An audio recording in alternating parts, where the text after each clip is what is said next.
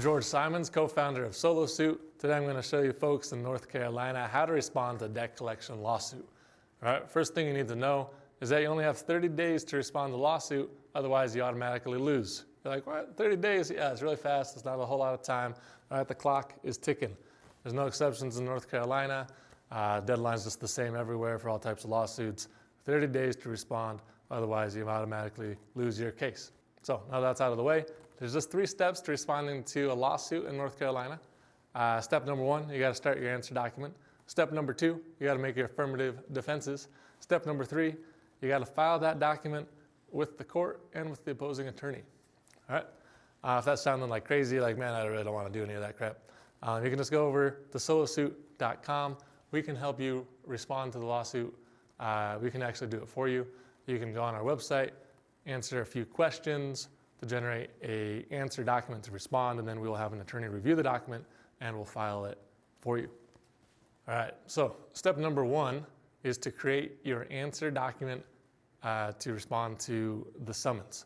All right, so you know you're being sued if you receive a complaint and summons. They look like this, all right? The complaint tells you why you're being sued, and the summons just tells you that you're being sued. All right, sometimes the summons will have like some instructions on it, like you gotta send a copy of this answer document within this period of time, within the deadline. All right, so the main thing to know about the answer, the main substance, is that you have to respond to every paragraph in the complaint document. All right, there's those numbered paragraphs in the complaint, you gotta respond to each one. And you can respond in one of 3 ways. You can admit it. You do that if you agree with everything. All right, the document might say like, we're suing John Smith who lives at this address in North Carolina. You can admit that if you want. You can deny a paragraph. You deny it if you disagree with anything in the paragraph, right? This might be like a paragraph that says, John Smith owes us $30,000. And you're like, nope, don't, I deny that. All right, totally fine to deny it. Then the third way to respond is saying, I deny for lack of knowledge. That's basically like the equivalent of saying, I don't know, right? They might say like, something crazy. It might have some like crazy like legal terms, like some heretofores and wheretofores and hereofs and all that stuff, and hereupon's. You're like, I don't even know what this means. You can just say, deny for lack of knowledge. It's totally fine. There's no problem with saying that.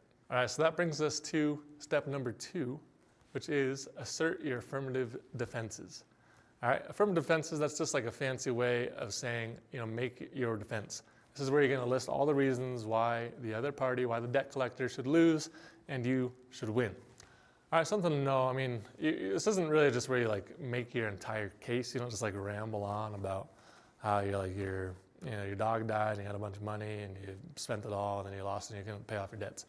All right, that's not really what this is about. It's really where we use pretty structured legal arguments and like legal phrases like equitable estoppel and doctrine of unclean hands and like improper service and stuff like that to really make your defense and assert certain points. Some affirmative defenses that are pretty common that people make is one, like, the wrong person is being sued. I'm not actually the person stated in the complaint. I'm not a member of the account. You can say that the statute of limitations has expired. You can say I was improperly served. Like, that's a situation like maybe they gave the complaint to like your 3-year-old son when you were out of the house, right? That'd be like improper service most of the time. All right, number 1 defense that people like to make is that the statute of limitations has expired. So you're saying that the statute of limitations has expired. This is what you need to know in North Carolina for making a statute of limitations defense on a debt collection lawsuit. All right, so these are the statute of limitations. Just going to go through them here real quick. If you have an oral debt, it means you agreed to something verbally, statute of limitations is 3 years. Written debt, statute of limitations is 3 years. Open debt, that's like a store credit, like a revolving account, statute of limitations is 3 years. Medical debt, again, 3 years. Credit card debt, that means like MasterCard, Visa, Discover, American Express. A lot of people get sued by them.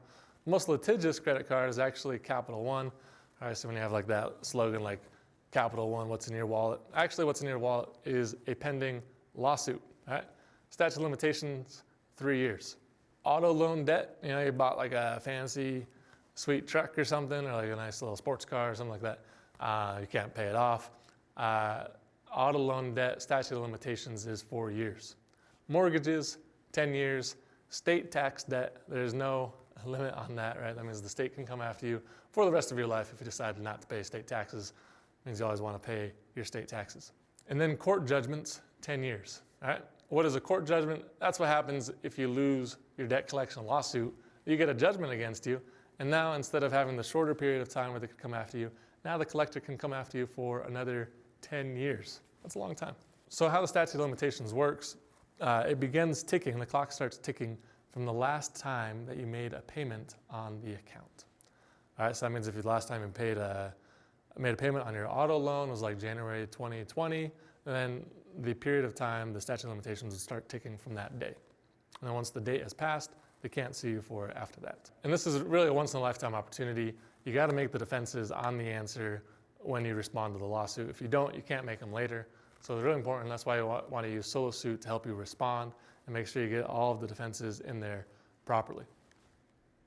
All right, that brings us to step 3, which is file your answer with the court, mail a copy to the opposing attorney, and just get that done. All right, so that means oftentimes this is actually the hardest step. All right, you got to find the mailing address for the court, which usually isn't on Google. It's kind of hard to find. You got to find the mailing address, not the physical address, for the court. Then you got to figure out the filing fee. Most courts in North Carolina, thankfully, don't charge a filing fee. All right, that's great. I think the heavens you're not in California where they charge you $435 to respond to the lawsuit. And then you have to have a printer. You got to print off those documents. Then you got to take them down to the USPS, the post office, and send them out. One to the court, one to the opposing attorney. All right, if that sounds like a lot of work, it's because it is. All right, it's actually pretty difficult to file a document with the court. That's why at SoloSuit, we actually do that for you. You can pay us to just file the document for you. We'll have an attorney review it beforehand, and we'll get that sent off. You'll be pleased to know that in the past, about 50% of our cases have been dismissed. That's a huge win for our customers. Much better than not responding, because if you don't respond, guess what? You're going to lose. So that's it for North Carolina. All right, if this sounds difficult, it's because it is. So you should go over to SoloSuit.com and just use our website to respond to the lawsuit. We'll have an attorney review it. We'll get it filed for you. We'll take care of all of it.